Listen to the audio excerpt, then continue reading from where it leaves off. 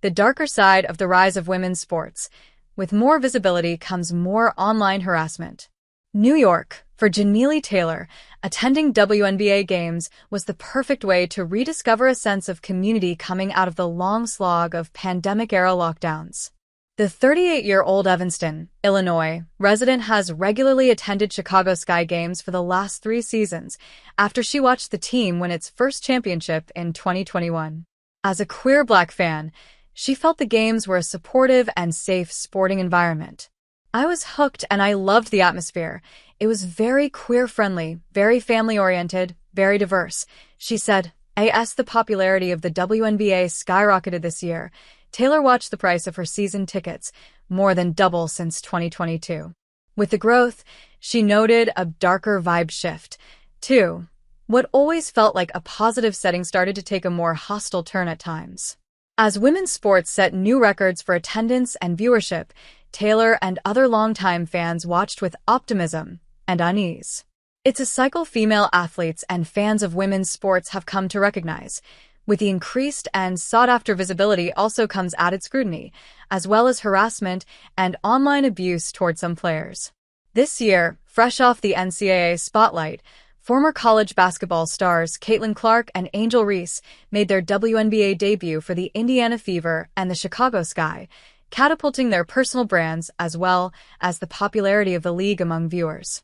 "Fans are tuning in for the love of the sport, as they always have," said Amira Rose Davis, assistant professor in the Department of African and African Diaspora Studies at the University of Texas Austin. But they're also drawn by the dynamics between players like Clark and Reese, who faced each other in the 2023 NCAA championship between the University of Iowa and Louisiana State University. While both deny there's any bad blood between them, tension has been drummed up by fans and increased media attention. Beneath it are racial undertones that originated while the two played in college, with predominantly white Iowa pitted against predominantly Black LSU, and Clark and Reese emerging as these kind of archetypes that people can run with, Davis said. "That really raises the engagement and just the raw numbers of viewership. And then it also solidifies those narratives," she said. "It's also led to harassment and abuse, much of it racially motivated and directed at players of color across the league and the wider sports landscape.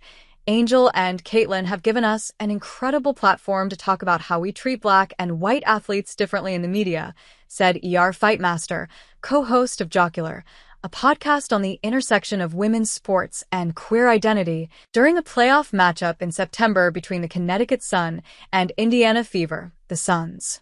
Dejonai Carrington posted an email she received with a racial slur and graphic death and sexual assault threats. Her teammate, Alyssa Thomas, shared her own experience. "In my 11-year career, I've never experienced racial comments, like, from the Indiana Fever fan base," Thomas said, after the Sun eliminated the Fever from the playoffs. For her part, Clark has disavowed the toxic discourse, though some say she hasn't done enough to try to rein in the racism by some of her Indiana Fever fans. "People should not be using my name to push those agendas. It's disappointing. It's not acceptable," Clark said back in June. "Treating every single woman in this league with the same amount of respect, I think it's just a basic human thing that everybody should do." At the end of the 2024 season, after facing some criticism for initially failing to condemn the harassment, WNBA Commissioner Kathy Engelbert said, "There's no place in sports for this," and vowed to attack it multidimensionally. "The league should have done a better job preparing for the harassment," said Frankie de la Cretas, a freelance writer whose work explores sports, culture, and queer identity. "They should have seen it coming based on the discourse between fans around Caitlin Clark and Angel Reese in college." The NCAA released a study in October showing online abuse towards student athletes peaked during March Madness, with women's basketball players receiving 3 times more threats than men's players. For the first time in March Madness history, the women's championship game drew more viewers this year than the men's. It's very exciting, of course, to see the increased visibility of that increased popularity, but it is extremely concerning and disappointing to see what has come along with that, said Lynn Halsman, vice president for NCAA women's basketball. A similar study found racist and sexist posts aimed at female athletes made up nearly half of all monitored abusive posts during the 2024 Olympic Games in Paris.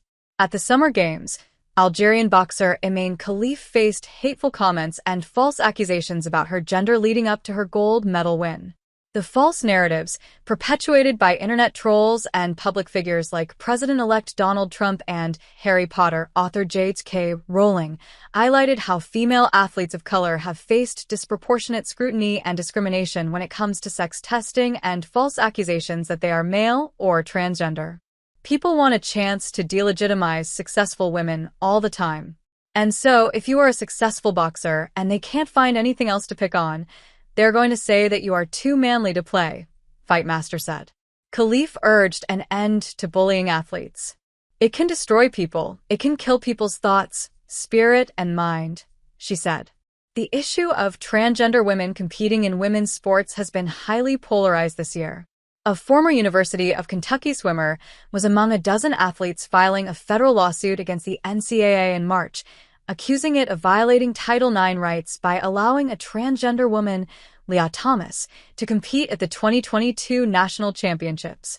The lawsuit also cited unconfirmed reports that a transgender woman was playing on the San Jose State women's volleyball team.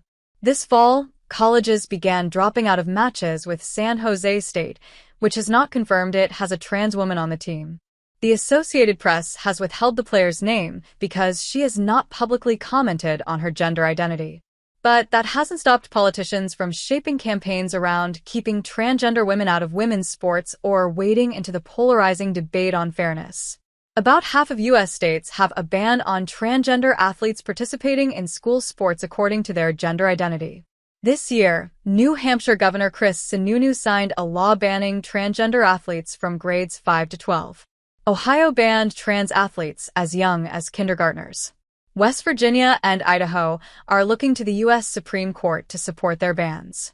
Even as women's sports reach new heights in viewership and with it ticket sales and lucrative deals, inequalities persist, including disparities in pay, the quality of women's sports facilities, and online harassment of female athletes. It's disingenuous to me if we are going to celebrate the rise of women's sports, but not address the ways in which we're treating women athletes differently, said Cheryl Cookie, professor of women's, gender, and sexuality studies at Purdue University. My hope is that the rise of women's sports can happen in absence of the vitriolic rhetoric that we've seen